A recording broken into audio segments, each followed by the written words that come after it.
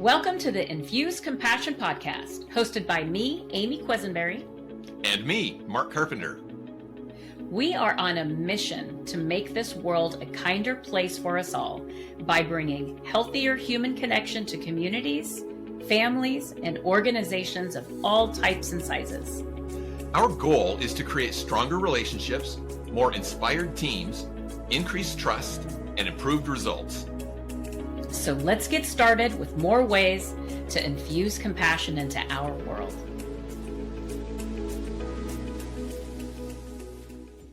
Hello, Compassionators, and welcome to this episode of the Infuse Compassion podcast. So glad to have you with us here. Amy and I are going to talk more about kindness today. We had a great conversation that aired last week with Brad Aronson, who's the author of the book HumanKind. I forgot to show this for those that are on video, that I have a copy of the book here.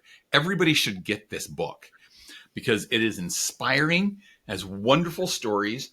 As I mentioned last week, you do need to read it with a box of tissues next to you or a very nice absorbent shirt sleeve because it will bring tears to your eyes.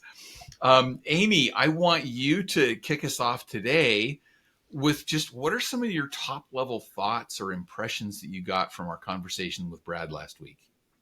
Well, the first one is I just want to express incredible gratitude to you for finding Brad.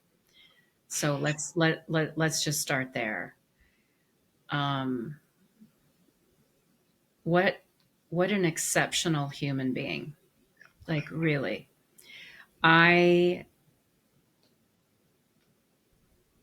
What did I say off camera, Mark? I said something about his heart, and then you said it's heart with action. What was it that I said? Yeah, you said something to the effect of thank you for bringing such a good heart to the world. You could tell he has just such a good heart. And my follow-up to that was, a lot of people I know have good hearts, but they don't do anything about it. So they have good intentions.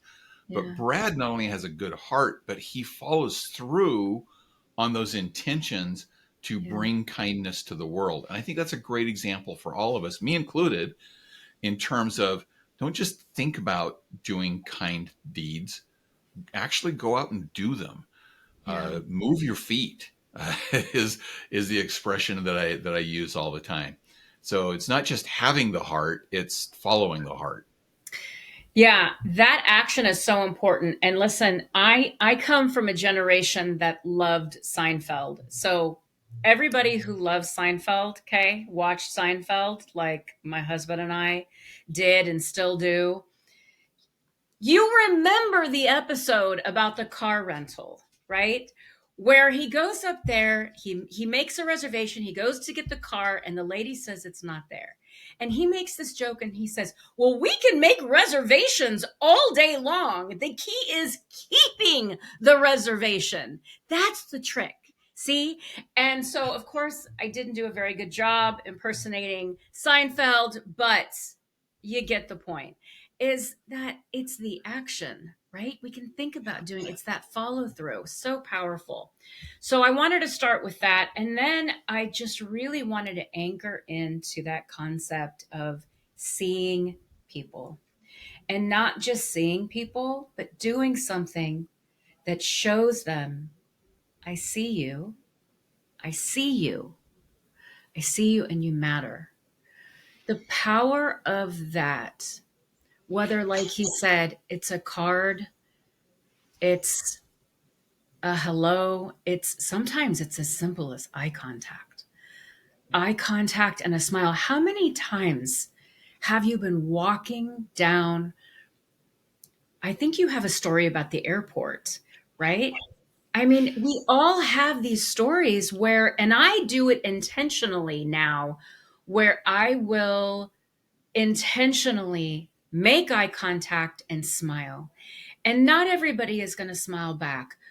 But, those pearly whites that you get and those bright, beautiful eyes that you get in response, when somebody sees that you see them and you're smiling, it is one of the most beautiful gifts that you can just energetically give to the world that you're living in. Oh, And we talked about this with Brad too, that being kind, showing kindness, doesn't always take these grand acts and, let's organize this big activity that's going to show kindness to the world. A yeah. lot of times it is those simple little day-to-day acts of showing kindness. I like how you said making eye contact. Mm, Um, think about this. I'll go to the airport just as another example.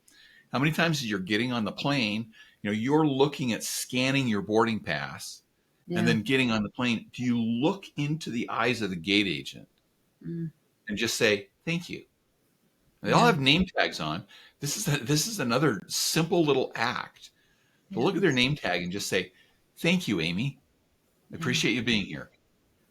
How long Mhm. does that take? But just because it's different than what people normally get in the day to day, it makes a difference in people's lives. It stands out. Well, and I think sometimes, we talked in the episode about the heaviness that life can bring, right? And what a great way to bring somebody out of it, or bring yourself out of it, to pull yourself out of something. The word drone comes to my mind, because sometimes we can drone through life. We're Yeah. like, I'm really not going to check in. I'm going to kind of check out. I'm going to go through the motions. I'm going to phone it in today. But how electric are our days when we get intentional, and as he said, when we decide, when our mindset is set on who we want to be today, and decide to show up as that person.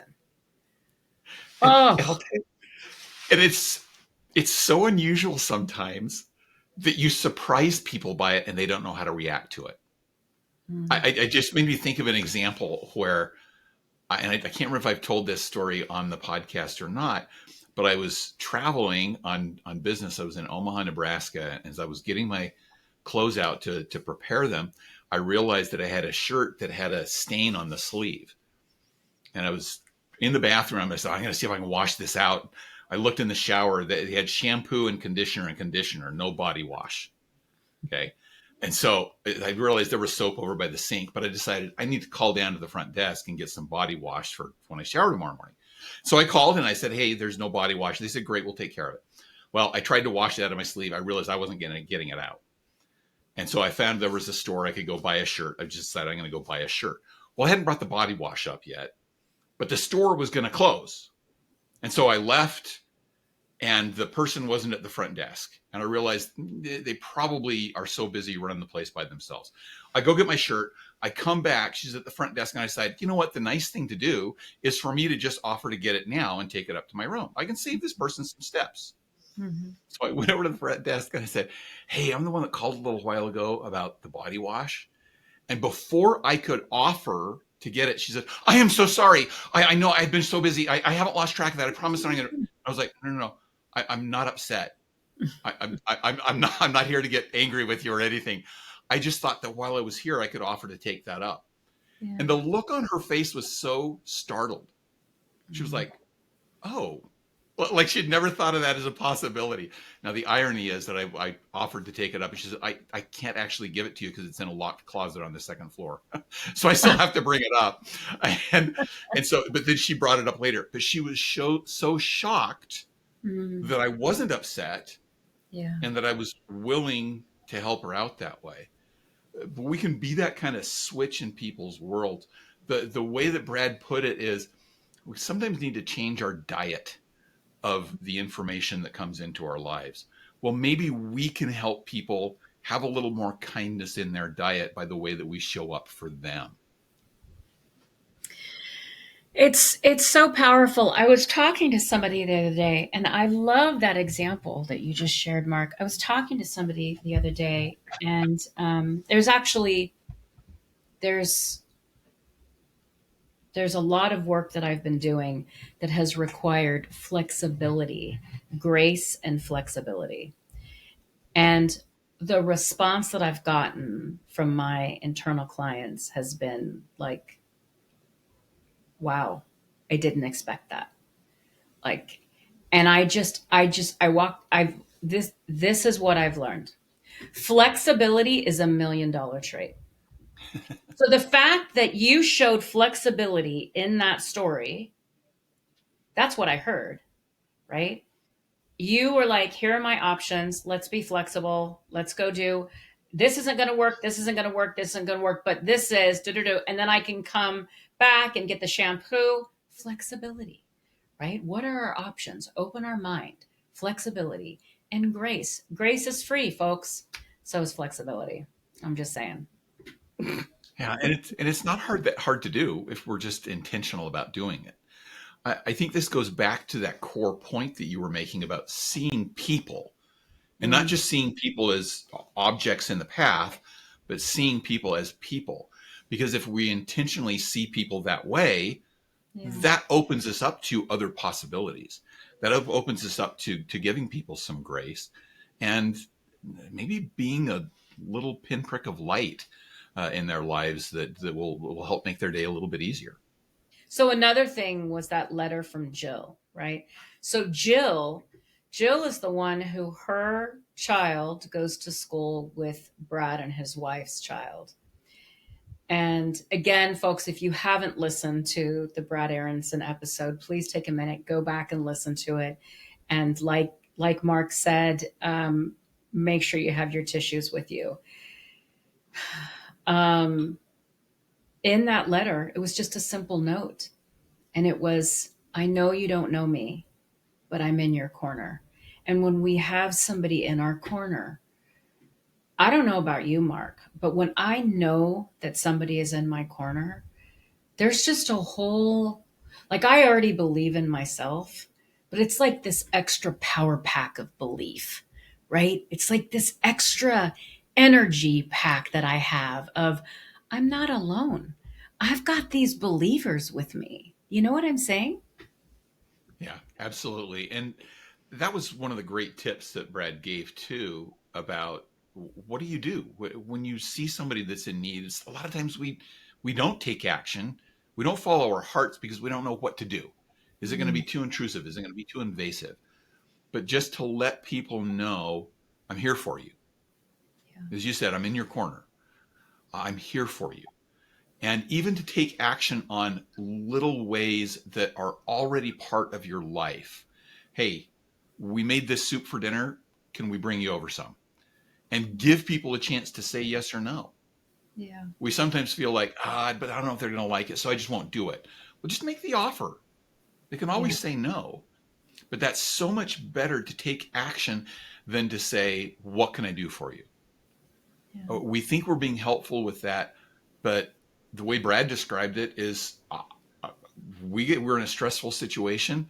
I couldn't even think of what people could do for me. I couldn't Mhm. even process that. But when people offered, hey, can I take your son to this game, or can I do this? Then it gave me a chance to say, oh yeah, that'd be helpful. Mm. And so even just coming up with little ways that are fully integrated into your daily life. How can in my day to day, I can do something that'll be helpful for somebody who needs a little kindness in their life? Yeah.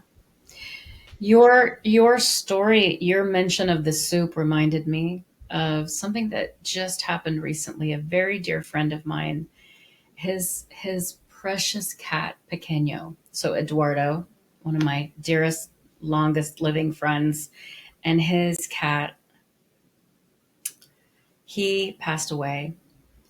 Leading up to his passing, he was sick for about 3, 4, 5 days. And, he and the vet are doing everything to save his baby, right? And then he's gone. I got a text from a mutual friend the day that Pequeño passed. And I was like, I don't know what to do. What can I do? And so I followed up with him and I said, listen, whatever you need, I'm here. And then he was like, I just need to be with me. I respect that. Fine. So each day I follow up, just thinking of you, just thinking of you. So then on Friday, I said, would you mind if I brought some soup over? Now, let me give some background here. because Eduardo makes food for everybody and his cooking is amazing. And I've always been hesitant to make him food because I'm like, my soup isn't going to be as good as his. And I've even told him that I made soup, but I didn't bring you any because it's not as good as yours. And he's like, we'll just season it up. I don't care. Like, just bring the soup. So I had to get over my ego and this voice in my head of I'm not as good, and I made soup as good as I could with as much love as I have. And I said, can I bring you over some soup? Yes. So me and a couple friends go over, we meet. He goes, this is the first thing I'm eating in 3 days.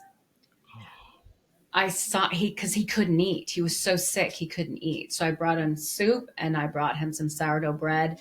And then the next time I saw him, he had tears in his eyes and he said, I want you to know your soup saved me. And I just had to get out of my own way. I just had to get out of my own way. Like I was the only one stopping myself from bringing him soup. But it took this for me to get myself there. Right. And so just, you never know what somebody else is going through. Right. And so to just be there in whichever way you can. And the reality is, Mark, I make really good soup.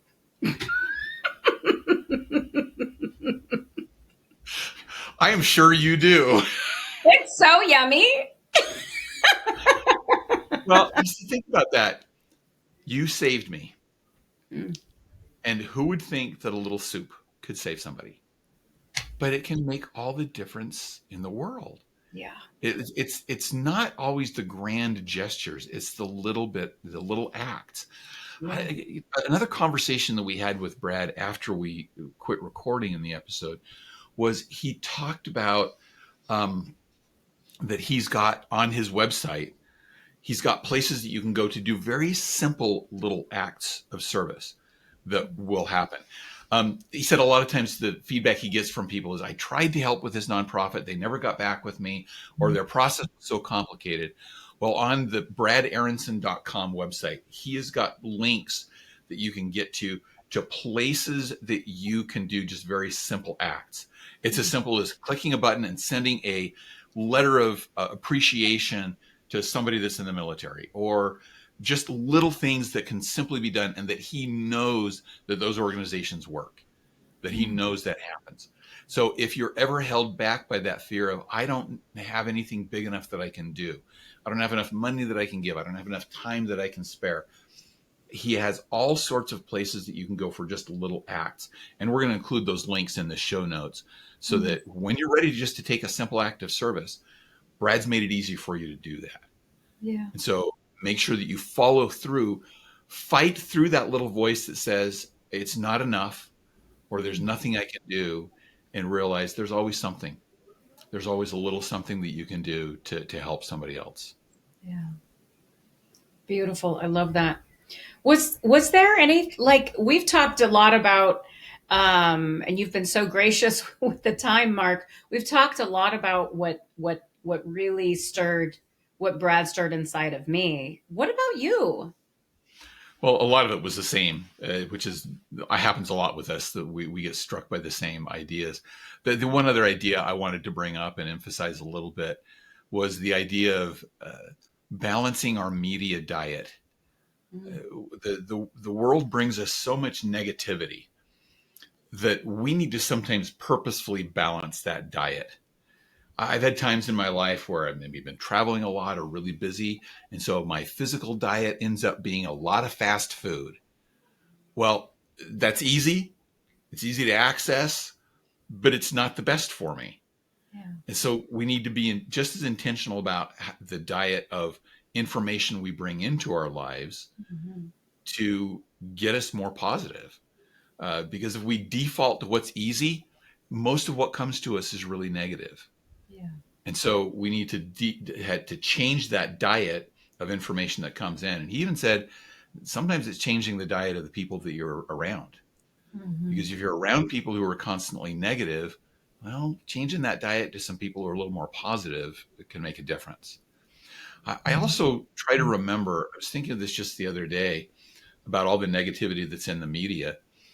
Years ago, I heard a director of a news program speaking to a group, and somebody asked him about that. Why is the news always so negative? Why do you always bring these negative things out there?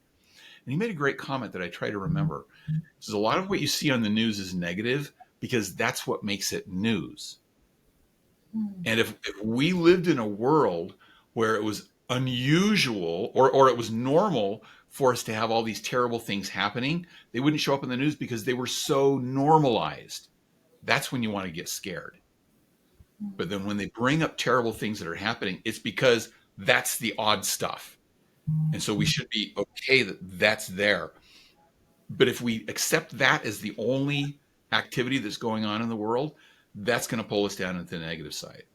We need to look for balancing all of those unusual instances that come up in the news that are negative with what are the positive things in our lives, and look for those and surround ourselves with information that can balance our diet with some more positivity.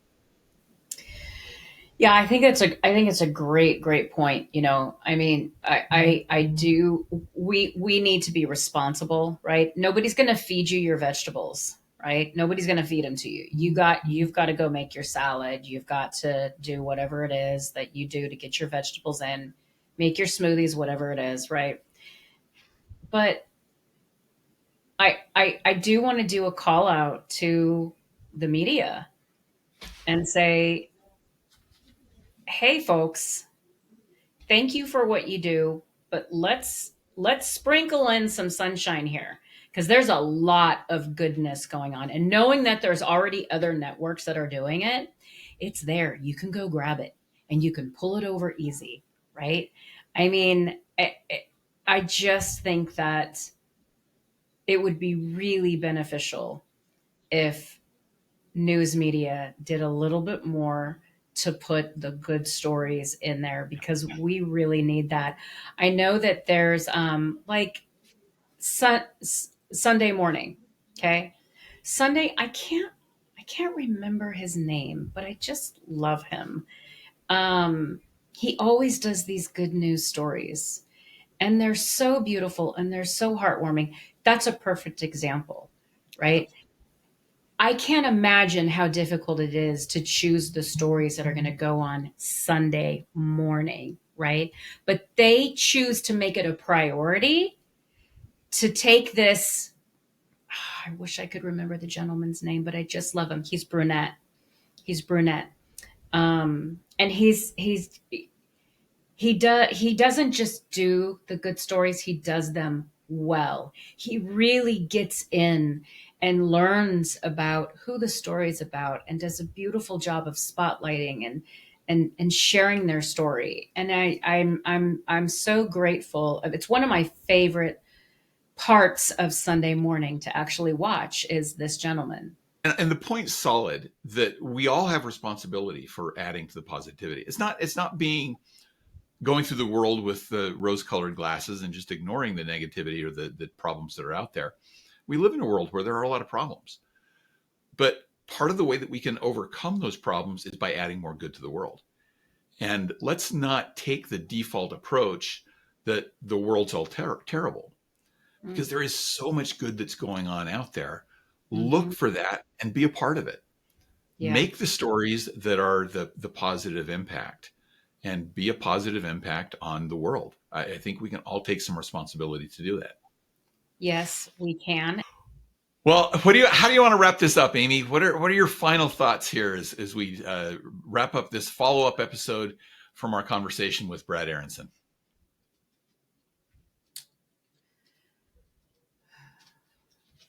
When the thought to do something for somebody else comes into your mind, do something that's going to help you action the thought. Put it on your calendar. Take a moment, make it a habit, whatever it is. Because that thought isn't going to help anybody. And in fact, I'm one of those where I've had thoughts and then I beat myself up because I didn't action the thought, right? So to just And if it's not like it's too much, what is possible? What is possible? Yeah. And the last thought I'll leave with is look for ways that you can help people feel seen. That's really where we started. And I think that's the essence of kindness, is that you see people, you see their humanity, you see them as people. How can you help people feel seen? And it doesn't always take big grand acts. It's the little acts that make the difference. So that's what I want to leave our compassionators with. Go find ways this week to help people feel seen and understood as people. And we will see you on our next episode of the Infused Compassion podcast. Thanks for joining us. We hope that you know how much we appreciate you and your contributions to building a world where there's greater compassion. Thank you, everybody. See you next week. Thank you for joining us for this episode of the Infused Compassion podcast. If you enjoyed the conversation, please share a review and like the podcast so other compassionators can join us. Until next time, let's all do something each day to infuse compassion into the world. For more information on our guests, see the show notes. For more information on Mark and Amy, go to infusecompassion.com.